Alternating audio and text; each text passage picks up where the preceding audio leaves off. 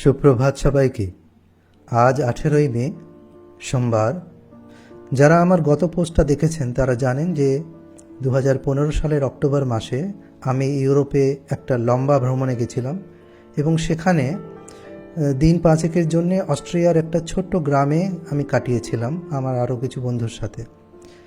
তার প্রথম পর্ব আপনারা দেখেছেন, আজকে দ্বিতীয় এবং শেষ পর্ব। ছবিগুলো দেখলেই বুঝতে পারবেন জায়গাটা অত্যন্ত সুন্দর, কিন্তু এই সৌন্দর্যের পেছনে যে অর্থ, শ্রম এবং ভালোবাসা লুকিয়ে আছে সেটা কিন্তু আমরা প্রায় ভুলে যাই।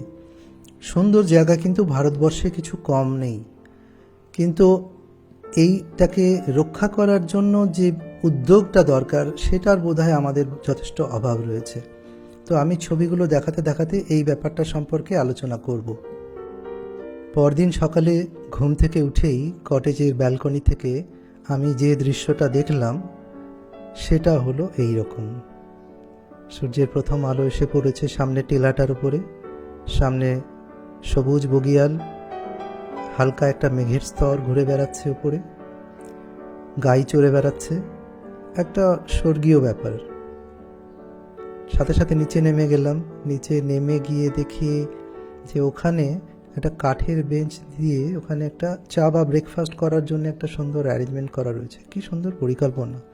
সেখান থেকে কটেজটার দিকেও আমি তাকিয়ে একবার দেখলাম যে কটেজটার লোকেশনটা, কটেজটার কনস্ট্রাকশন এত সুন্দর যে বলে বোঝানো যাবে না। মনটা খুব ভালো হয়ে গেল।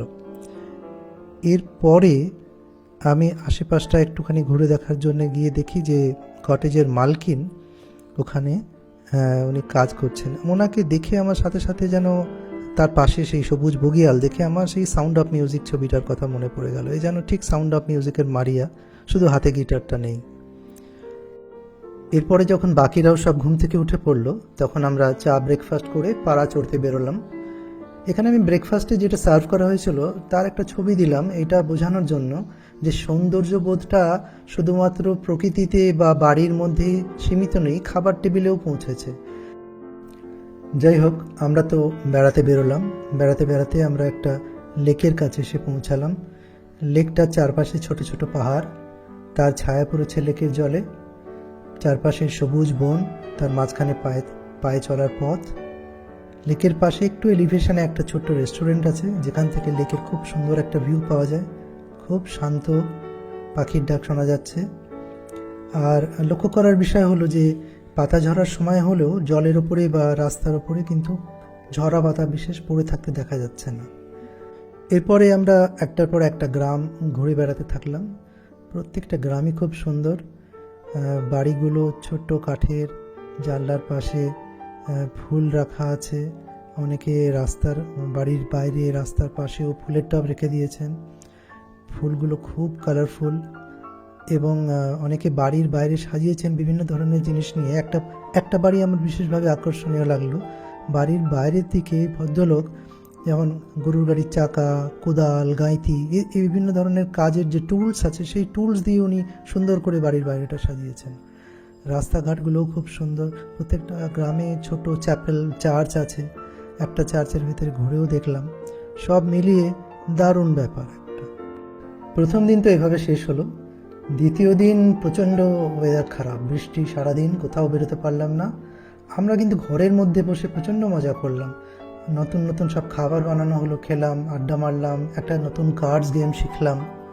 যাই হোক, পরের দিন আবার ওয়েদার ভালো হয়ে গেল, আমরা বেরোলাম এবার হেঁটে, কখনো বড় রাস্তা দিয়ে, কখনো একটা ছোট্ট পাহাড়ি নদী তার পাশ দিয়ে, কখনো একটু হাইটে উঠে যাচ্ছি, কখনো মেঘলা, কখনো রোদ্দুর, কখনো সেই পাতা ঝরার সময় তো গাছের পাতার কিছু কিছু গাছের পাতার রং সেই একদম কমলা, হলদে, লাল এই সমস্ত হয়ে রয়েছে, সেগুলোর উপর রোদ পড়ছে দুর্দান্ত। পাশে তো সেই সবুজ গ্রিন বুগিয়াল তো রয়েছে। তো এই করতে করতে তো আমাদের বেড়ানো শেষ হয়ে এলো। ফেরার দিন আমরা একটা স্টেরিয়া নামে একটা ছোট্ট ছিমছাম শহরের মধ্যে দিয়ে আসলাম। এখানে হচ্ছে ফ্রান্স শুবার্ট, বিখ্যাত কম্পোজার শুবার্টের জন্মস্থান। সেখানে আমি একটুখানি সময় কাটালাম। আর ওখানকার ছোট্ট ছিমছাম শহর। ছবিটাতে দেখবেন যে রাস্তার কবল স্ট্রিট যেটাকে আমরা বলি, কলকাতাতেও ছিল, এখনও হয়তো কিছু কিছু আছে। এটাকে ওরা কী সুন্দরভাবে মেনটেন করে। ইউরোপের বহু আমি শহরেই এই জিনিসটা দেখেছি, যে ওল্ড টাউন বলে যেটাকে ওরা পুরনো ঐতিহ্যকে প্রিজার্ভ করে রাখে, ওখানে ওরা নর্মাল অ্যাসফল্ট রাস্তা বানায় না, ওখানে কবল স্টোনের রাস্তায় রাখে। কী সুন্দরভাবে এগুলো মেনটেন করা, দেখুন বিউটি, রাস্তা বানানোর মধ্যেও একটা বিউটি, সৌন্দর্য ভাব রয়েছে। যাই হোক, হেলগা আর ফ্রান্সিকে অনেক অনেক ধন্যবাদ জানিয়ে আমার সলসকামারগুট ভ্রমণের কাহিনী বৃত্তান্ত শেষ করলাম। এরপরে আবার অন্যদিন আরেকটা গল্প বলবো।